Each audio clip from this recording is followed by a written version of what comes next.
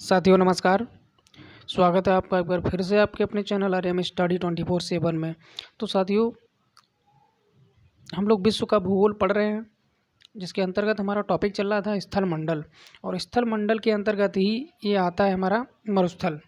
इससे पहले हम लोग मैदान और पर्वत के बारे में पढ़ चुके हैं। तो आज हम लोग मरुस्थल के बारे में जानकारी यहाँ पर हासिल करेंगे। तो सभी साथी वीडियो को अंत तक ज़रूर देखें। जो भी साथी चैनल पर नए हैं, चैनल को सब्सक्राइब करें। तो चलिए बिना देरी के स्टार्ट करते हैं। तो सबसे पहला प्रश्न है, संसार का सबसे बड़ा मरुस्थल। तो साथियों, संसार का सबसे बड़ा मरुस्थल सहारा। ठीक है, तो सहारा का मरुस्थल जो है संसार का सबसे बड़ा मरुस्थल है। इसके बाद जो है प्रश्न आपका, दक्षिण एशिया का सबसे बड़ा मरुस्थल थार। तो थार का मरुस्थल जो है वो दक्षिण एशिया का सबसे बड़ा मरुस्थल है। लेकिन अगर संसार की बात करें तो पूरे वर्ल्ड में सबसे बड़ा मरुस्थल सहारा का मरुस्थल। इसके बाद गोबी मरुस्थल किस देश में स्थित है, ये पूछ लिया है। तो गोबी का जो मरुस्थल है, गोबी मरुस्थल, वो आपका मंगोलिया में स्थित है, आपको याद रखना है। इसके बाद नूबियन मरुभूमि। तो नूबियन मरुभूमि कहाँ स्थित है, ये सूडान में स्थित है। अगला है अल गेजीरा। अल गेजीरा रेगिस्तान किस देश में स्थित है। ये एक अल गेजीरा जो है एक रेगिस्तान का नाम है। तो पूछा गया किस देश में है, तो ये सूडान में है। ठीक है। अगला है सोनोरान। तो सोनोरान मरुस्थल किस देश में स्थित है। तो सोनोरान मरुस्थल जो है मैक्सिको में स्थित है। इसके बाद आपका आ गया पेटागोनिया मरुस्थल, मरुभूमि किस देश में स्थित है। तो पेटागोनिया ये अर्जेंटीना में है। इसके बाद आता है आपका सेचुरा मरुभूमि किस देश में है। तो सेचुरा मरुभूमि पेरू में स्थित है। इसके बाद आपका आता है तकलामाकान। ठीक है, तकलामाकन। तो ये मरुस्थल जो है किस देश में है, ये चीन में, तकलामाकन आपको याद रखना है।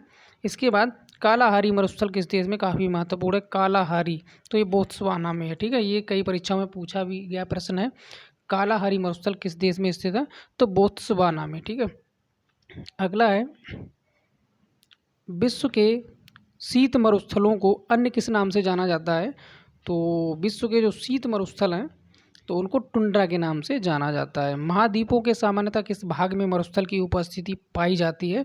तो ये पश्चिमी में जो है पाई जाती है। पृथ्वी के स्थल पृष्ठ का कितना भाग रेगिस्तान है। तो पृथ्वी के स्थल का जो है 5वां भाग रेगिस्तान है।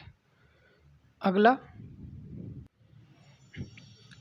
तो अगला प्रश्न आपका है, थार का जो मरुस्थल है, देखिए कुछ महत्वपूर्ण चीज़, थार का जो मरुस्थल है वो किस देश में है। तो साथियों याद रखना, थार का मरुस्थल अपने भारत में है।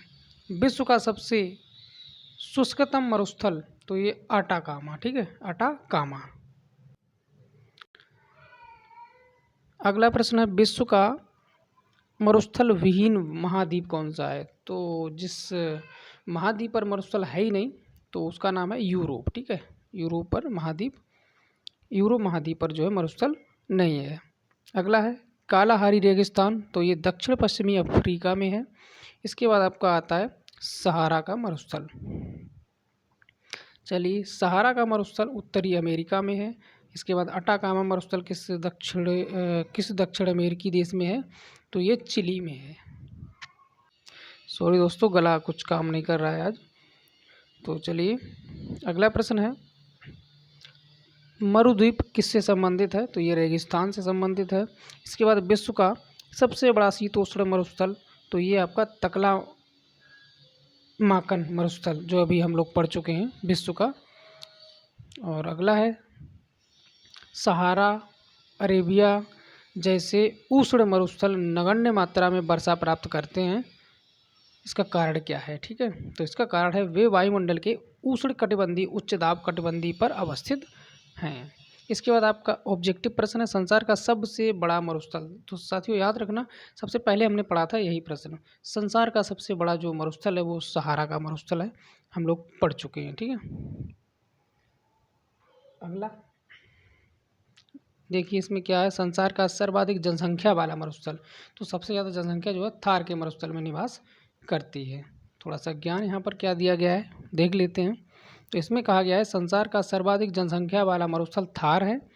यहाँ का जनसंख्या घनत्व, तो यहाँ का जनसंख्या घनत्व जो है 83 व्यक्ति पर प्रति वर्ग किलोमीटर है, जबकि अन्य मरुस्थलों की जनसंख्या का घनत्व 7 व्यक्ति प्रति वर्ग किलोमीटर तक ही मिलता है।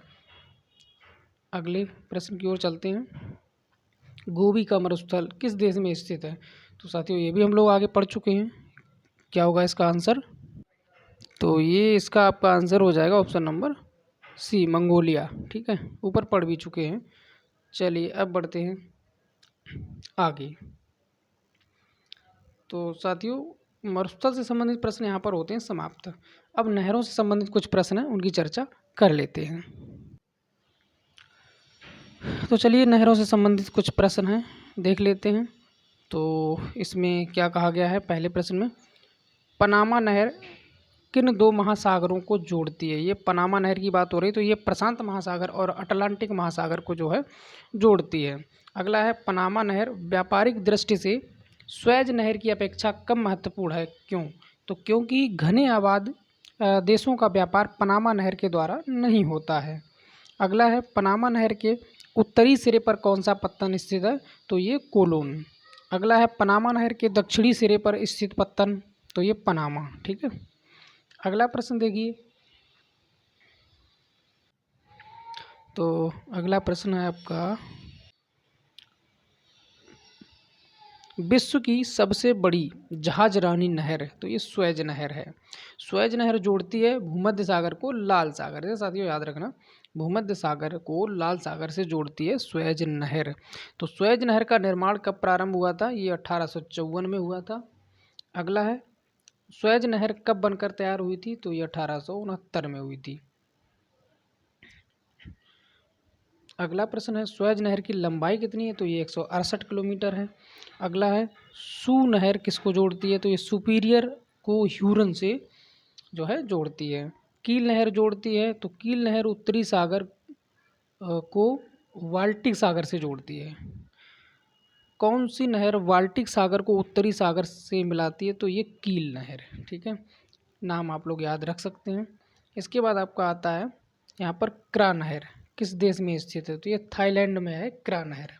अगला है पनामा जल डमरू मध्य के आर पार नहर खोदने का विचार रखा था, तो ये हमबोल्ट ने। ठीक है, अगला है स्वेज नहर के